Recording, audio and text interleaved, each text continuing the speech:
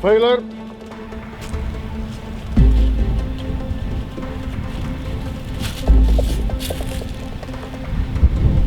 Okay.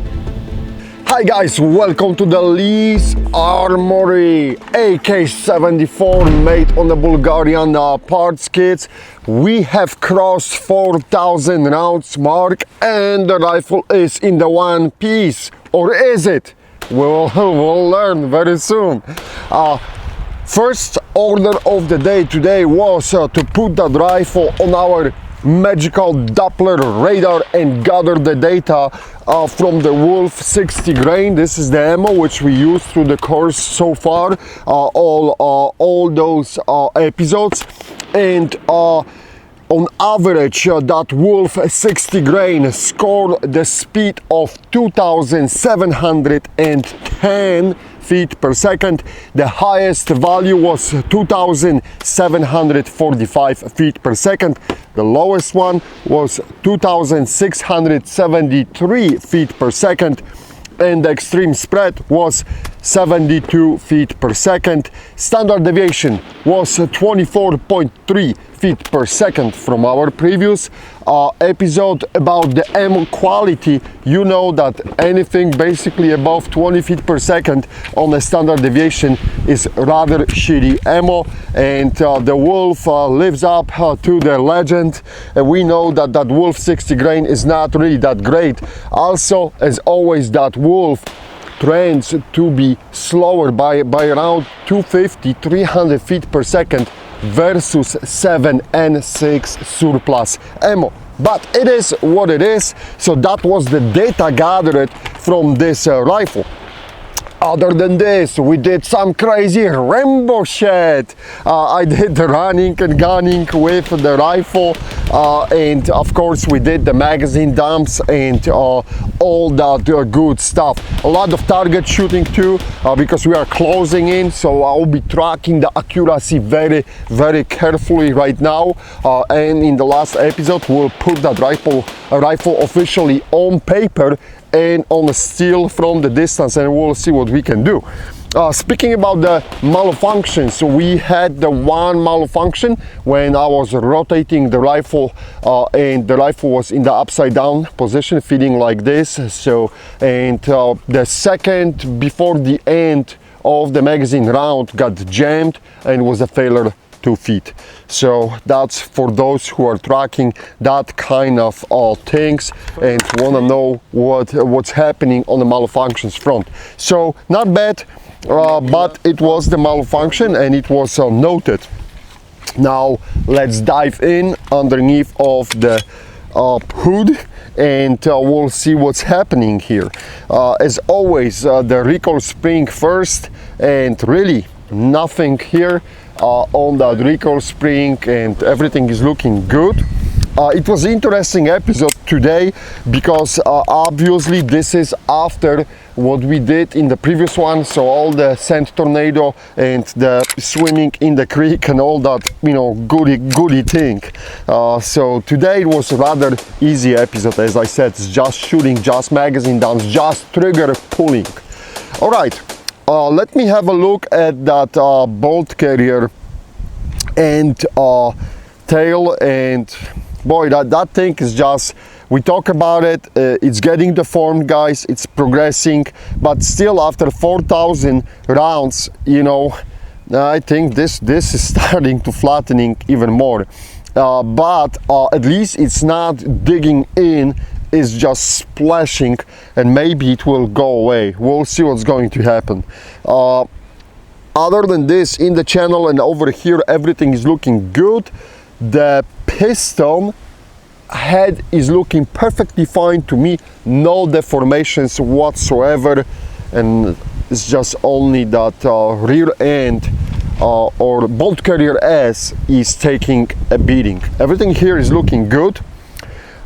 Let's have a look at the bolt. First, the rear end, nothing here, all is looking good.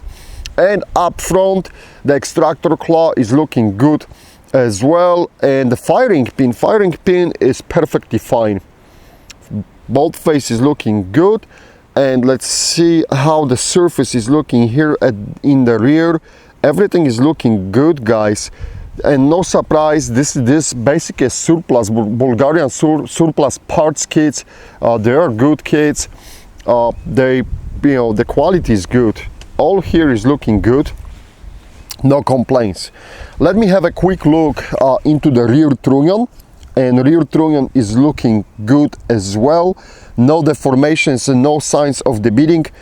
Trigger hammer wins versus the bolt carrier, as we can see, and there is absolutely no deformations on the trigger hammer. So that Tapco trigger hammer is harder than the bolt carrier. That's all it is, guys. Rails are looking good, and let me check that. No, trunnion is looking good as well. I'm moving the dirt away. Everything here is looking good from the top. Maybe slight deformation on the bullet guide. Hopefully you guys can see. Inside the chamber, everything here, as far as I can tell, is looking good. Let me flip the rifle over, and from the bottom, I do not see anything wrong as well. The trigger guard is holding up nicely. All the rivets, I'm looking right now for the gaps, air gaps, and the light is not coming through. They are not the most beautiful rivets, but they holding up, and nothing is moving here, and that's just good. This is that famous side rail, and you can see the little bit gap between the side rail and the wall of the receiver. Rear leaf, no signs of destruction. Let me move the lever. Oh, it's holding up tightly, but we have a technology, we can beat it. So I'm using the bolt carrier. Here's that famous slot to catch the lever for the gas tube. Let me pull out the gas tube, and everything on the gas tube at the bottom is looking great. Here's the Pirate. Oh, everything inside the gas tube is perfectly fine as well. It's just the dirt all across the board, but that's to expected. Finish on the barrel is holding up perfectly fine. Rifle on the finish all over the places. Receiver stays. Even after the drops, you do not see much of the damage to the finish, for those who care. Personally, I don't care that much, but it's nice to note that the finish is holding up nicely. Inside the gas block, all good. No rust, no nothing. That's a good thing, and I do not see anything happening up front either. Fighter 24, this is the brake which that rifle actually ships with from Lee Armory, and everything is here looking great, and I have no complaints about this section of the rifle. Pretty much that's it, guys. I do not see anything. If something jumps out and in the pictures and you can spot something, please let me know, as always, underneath of the video, and we'll address the issue. Other than this, I honestly don't see anything.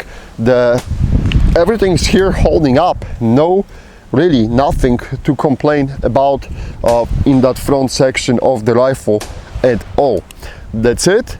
Please let me know if you have any questions. Stay tuned, because we have to perform the head spacing check, which can change everything.